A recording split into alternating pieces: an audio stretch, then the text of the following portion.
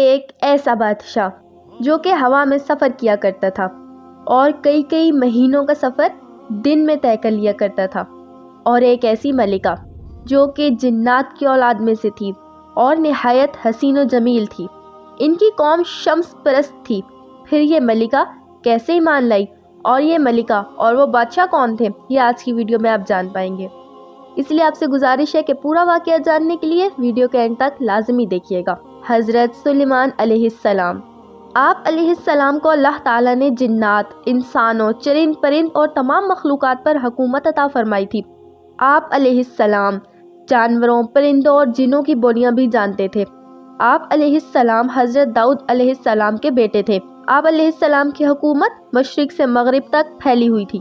قوم سبا ایک ایسی قوم تھی جسے اللہ تعالیٰ نے بے شمار نعمتوں سے نوازا تھا، لیکن یہ قوم شمس پرست تھی، اور اس قوم کے بادشاہ شراجیل بن مالی کی موت کے بعد اس قوم کی حکومت اس کی بیٹی بلقیس نے سنبھالی، جسے آج دنیا ملکہ بلقیس کے نام سے جانتی ہے۔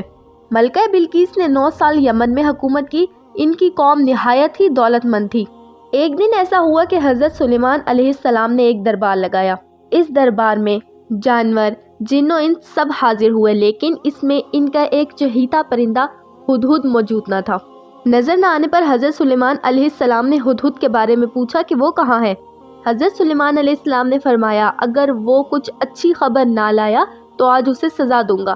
ابھی یہ گفتگو ہو ہی رہی تھی کہ ہدہد آ کر بیٹھا۔ پوچھا گیا، کہاں تھے؟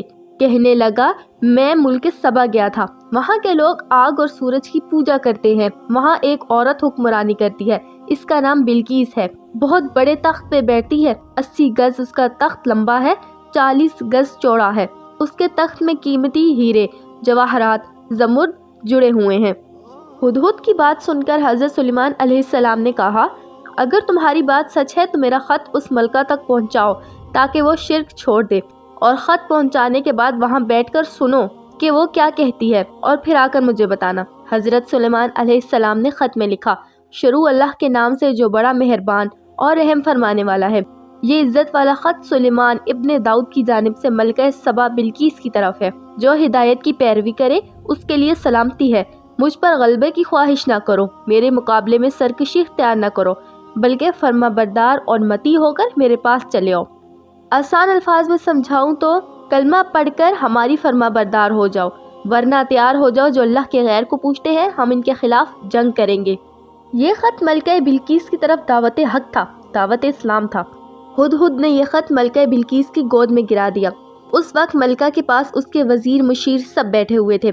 انہوں نے خط پڑھا تو ڈر گئی۔ ملکہ بلقیس اپنے مشیروں وزیروں سے کہنے لگی، یہ خط آیا ہے، اب کیا کرنا ہے؟ وہ کہنے لگے، ہم لڑنے کو تیار ہیں، آپ حکم تو کریں۔ ملکہ بلقیس نہایت سمجھدار خاتون تھی۔ وہ کہنے لگی، جب لڑائیاں ہوتی ہیں تو شہر تباہ ہوتے ہیں، ملک کھنڈر بن جاتے ہیں، لڑائی مسئلے کا حل نہیں ہے۔ انہوں نے کہا ہے، میں نبی ہوں، تو ایک مرتبہ آزما لیتے ہیں کہ وہ نبی ہے کہ نہیں، معاذ اللہ آزما لیتے ہیں نبی ہے کہ نہیں۔ وہ لوگ کہنے لگے، کیسے؟ کہنے لگی، تحفے تحائف بھیجتے ہیں۔ اگر مال پر دل للچا گیا ان کا تو پھر نبی نہیں بادشاہ ہیں، اگر مال پر دل نہ للچایا تو پھر اللہ کے کامل بندے ہیں۔ ملکہ بلقیس نے شاندار لباس پہنا کر 500 کنیزیں، 500 غلام، 500 گھوڑے، وہ بھی مال و اسباب سے لدے ہوئے، حضرت سلیمان علیہ السلام کی طرف روانہ فرمائے۔ ہدہد پہلے سے ہی خبر لے کر پہنچ چکا تھا آپ علیہ السلام کی بارگاہ میں۔ حضرت سلیمان علیہ السلام نے جنوں کو حکم دیا کہ شہر میں داخل ہونے والے راستوں پر اینٹوں کا فرش بچھا دیا جائے، راستے کے دونوں جانب سونے کے جانور کھڑے کروانے کا حکم دیا، اور یہ بھی حکم دیا کہ دربار کو ہیروں اور جواہرات سے آراستہ کیا جائے۔ جب قاصد ملکہ کے تحفے لے کر حضرت سلیمان علیہ السلام کی بارگاہ میں پہنچے تو وہاں کی شان و شوکت دیکھ کر شرمندہ ہوئے۔ وہ سب تحفے دیکھ کر حضرت سلیمان علیہ السلام جلال میں آ گئے اور ملکہ کے قاصدوں سے فرمایا، ان سے جا کر کہہ دو تم مجھے کیا تحفے بھیجو گی، میرے رب نے مجھے مالا مال فرمایا ہوا ہے، کیا تم لوگ مال سے میری مدد کرنا چاہتے ہو؟ مگر دیکھ لو جو کچھ اللہ نے مجھے دے رکھا ہے وہ اس سے بھی زیادہ ہے جو تمہیں دیا ہے، لہٰذا تمہارا تحفہ تمہیں مبارک ہو۔ اب تم اپنے تحائف کے ساتھ واپس جاؤ اور اپنی ملکہ سے کہنا ہمارا انتظار کریں، ہم ایک زبردست لشکر لے کر آئیں گے۔ جب یہ خبر کا ملکہ کو علم ہوا تو وہ سمجھ گئی یہ واقعتاً اللہ تعالیٰ کے نبی ہیں، لہٰذا انہوں نے فیصلہ کیا کہ وہ جنگ نہیں کریں گی بلکہ آپ علیہ السلام کی بارگاہ میں حاضر ہو کر اپنی اطاعت کا یقین دلائیں گی۔ ملکہ نے خط میں لکھا کہ میں فرما بردار ہو کر آ رہی ہوں، یعنی کلمہ پڑھنے آ رہی ہوں۔ جب حضرت سلیمان علیہ السلام تک یہ پیغام پہنچا تو ملکہ کے آنے سے پہلے حضرت سلیمان علیہ السلام نے ایسی عمارت بنانے کا حکم دیا جس کا فرش شیشے کا ہو، شیشے کے نیچے پانی ہو اور پانی میں مچھلیاں اور دوسرے پانی کے جانور تیر رہے ہوں۔ ملکہ نے جانے سے پہلے اپنا تخت 7 کمروں سے پیچھے رکھ کر 7 دروازے بند کر کے آئی۔ حضرت سلیمان علیہ السلام نے اپنے درباریوں سے کہا کہ تم میں سے کون ہے جو ان کا تخت ان کے آنے سے پہلے میرے پاس لے آئے؟ تو جنوں میں سے ایک بہت بڑے جن نے کہا، آپ کا یہ دربار برخاست ہونے سے پہلے میں تخت لے آؤں گا، میں اس کام کی پوری قوت رکھتا ہوں اور امانت دار بھی ہوں۔ پھر ایک اور شخص نے کہا، اس شخص کے پاس کتاب میں سے علم تھا، کہا میں وہ تخت آپ کو پلک جھپکنے سے پہلے ہی لا دوں گا۔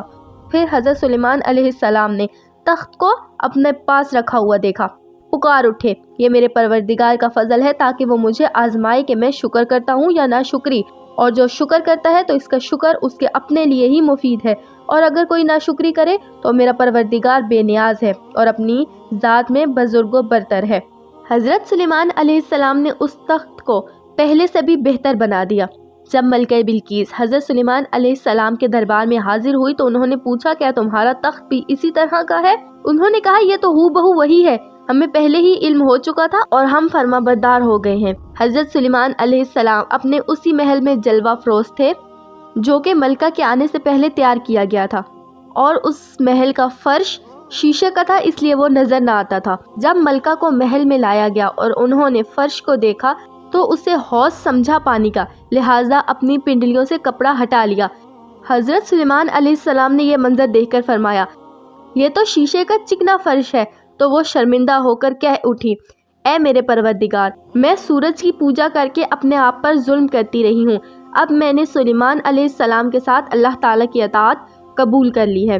ملکہ بلقیس یہ سمجھ گئی کہ جس طرح وہ شیشے کے صحن کو حوض سمجھ بیٹھی، اسی طرح وہ اور ان کی قوم سورج کی چمک دمک سے اسے خدا سمجھ بیٹھے۔ پھر ملکہ بلقیس اور ان کی قوم نے اسلام قبول کر لیا۔